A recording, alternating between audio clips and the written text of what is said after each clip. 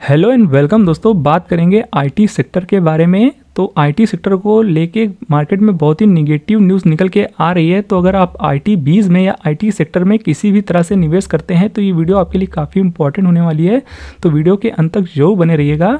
और वीडियो को शुरू करने से पहले अगर आप इस चैनल पर पहली बार विजिट कर रहे हैं तो चैनल को सब्सक्राइब और बेल आइकन को हिट करना बिल्कुल भी मत भूलिएगा। इससे आपको स्टॉक मार्केट, ईटीएफ और फाइनेंस से रिलेटेड आपको इस चैनल पर वीडियो सबसे पहले मिलते रहेंगे। तो देखिए, चलिए बात कर लेते हैं उस न्यूज़ को जो आईटी सेक्टर से निकल के आ रही है।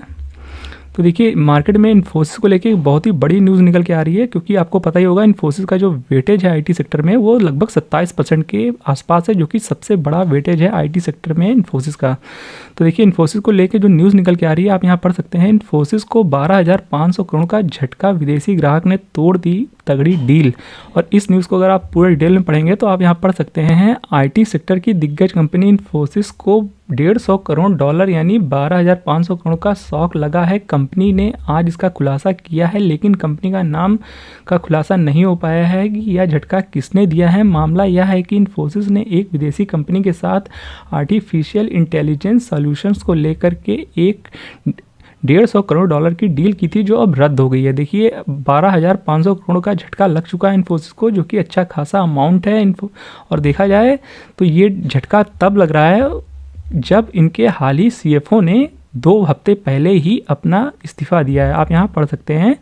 देखिए, खास बात यह है कि इन्फोसिस को यह झटका तब लगा है जब इसके पूर्व सीएफओ नीलंजन रॉय के इस्तीफे को अभी 2 हफ्ते भी नहीं बीते हैं। तो बैक टू बैक ये नेगेटिव न्यूज़ सामने आ रही है इन्फोसिस के लिए। तो ऐसे में स्टॉक का क्रैश होना कहीं ना कहीं थोड़ा सा बढ़ता हुआ देखने को मिल रहा है। अब ये स्टॉक हमें मंगलवार के दिन जब मार्केट खुलेगा तो हो सकता है अच्छी खासी गैप डाउन ओपनिंग हमें दिखा सकता है। बाकी आप डिटेल आप पूरी स्क्रीन में पढ़ सकते हैं कि क्या कुछ हुआ है कंपनी के साथ। तो 12,500 करोड़ का नुकसान होता हुआ हमें देखने को मिल रहा है इन्फोसिस को, और देख सकते हैं। और देखिए, मार्केट में इस समय इन्फोसिस को लेकर काफ़ी निगेटिविटी फैली हुई है, और बहुतों का कहना है कि ये स्टॉक तो अब डाउन ट्रेंड में चला जाएगा, स्टॉक तो बिल्कुल ख़त्म है, बर्बाद है, ये है वो है। पर देखिए, माना कि निगेटिव न्यूज़ है, अच्छी खासी निगेटिव है, लेकिन ऐसे में अगर कोई कहेगा कि आईटी सेक्टर की जो जॉइंट कंपनी है इन्फोसिस वो बहुत ही डाउन ट्रेंड में चली जाएगी या बहुत ही बड़ा नुकसान हो गया है, तो ऐसा नहीं है दोस्तों। माना कि निगेटिव न्यूज़ है, पर देखिए ये जो न्यूज़ है आप इसे अगर ध्यान से पढ़ेंगे तो देखिए, ये जो $150 बिलियन यानी 12,500 करोड़ की जो डील थी जो कैंसिल हो गई है, वो 15 साल की थी, 1-2 साल की नहीं थी, 15 साल की थी। तो अगर आप इसे 15 से डिवाइड करेंगे 12,500 करोड़ को, तो लगभग 833 करोड़ सालाना के हिसाब से इन्फोसिस को नुकसान हुआ है। और देखिए, 833 करोड़ का जो नुकसान हो रहा है एनुअली इन्फोसिस को आफ्टर ये डील के जो कैंसिल होने के बाद, तो देखिए इतना बड़ा कोई नुकसान नहीं हुआ इन्फोसिस को। देखिए, क्योंकि इन्फोसिस का अगर आप मार्केट कैप देखने जाएंगे ना, तो अगर इन्फोसिस का अगर मार्केट कैप देखेंगे तो 6.5 लाख करोड़ का मार्केट कैप है। कोई छोटा मोटा मार्केट कैप नहीं है कंपनी का। उसके आगे अगर 833 करोड़ का नुकसान हो जाएगा ईयर बेसिस पे कंपनी को, तो इतना कुछ ज़्यादा इम्पैक्ट नहीं पड़ना चाहिए। इम्पैक्ट पड़ेगा पर इतना बड़ा नहीं पड़ना चाहिए कि लोग जो इतनी निगेटिविटी फैला रहे हैं मार्केट में कि अब तो स्टॉक क्रैश हो जाएगा, डाउन ट्रेंड में चला जाएगा, शेयर बेकार हो गया, ये है वो है, तो ऐसा फिलहाल नहीं है।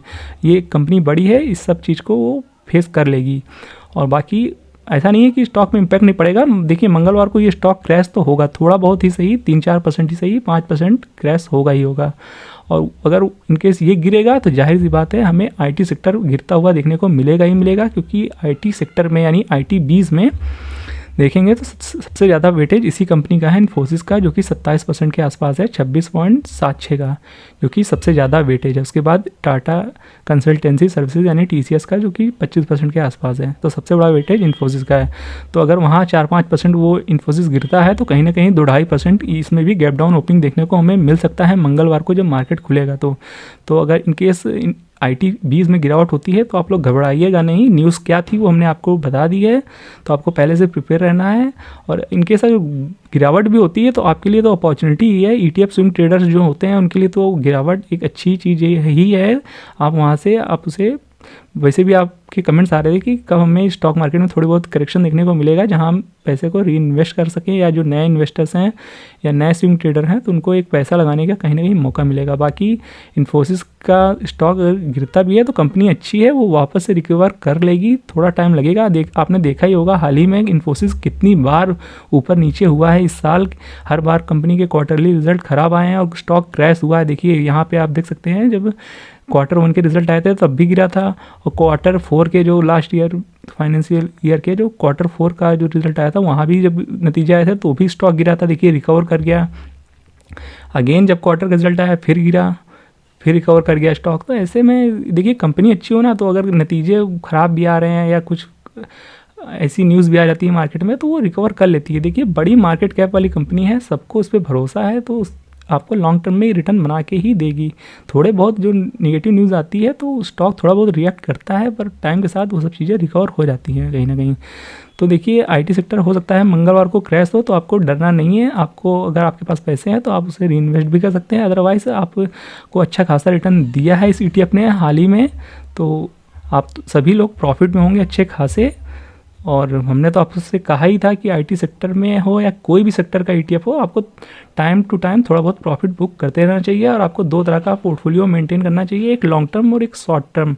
शॉर्ट टर्म में आप स्विंग ट्रेडिंग कर सकते हैं, और लॉन्ग टर्म में आप एक लंबा वेल्थ जनरेट करने के लिए आप लॉन्ग टर्म इन्वेस्टिंग कर सकते हैं। तो अगर आपके पास डीमैट अकाउंट नहीं है तो लिंक में आपको कमेंट बॉक्स में और डिस्क्रिप्शन बॉक्स में आपको लिंक मिल जाएगा, आप वहां से चाहें तो ग्रो जीरोधा स्टॉक्स में अपना डीमैट अकाउंट खुला सकते हैं। देखिए आज के डेट में आपको कम से कम 2-3 डीमैट अकाउंट रखने ही रखने हैं, एक में आप स्विंग ट्रेडिंग पर्पज़ के लिए और एक में आप लॉन्ग टर्म इन्वेस्टिंग के लिए आप अपना पोर्टफोलियो बना सकते हैं। तो ये था वीडियो IT सेक्टर के बारे में। आई होप दोस्तों ये वीडियो आपको समझ में पसंद दोनों आई होगी। वीडियो पसंद आया हो तो वीडियो को लाइक और चैनल को सब्सक्राइब करना बिल्कुल भी मत भूलिएगा। मिलते हैं नेक्स्ट वीडियो में, तब तक के लिए keep learning and be discipline.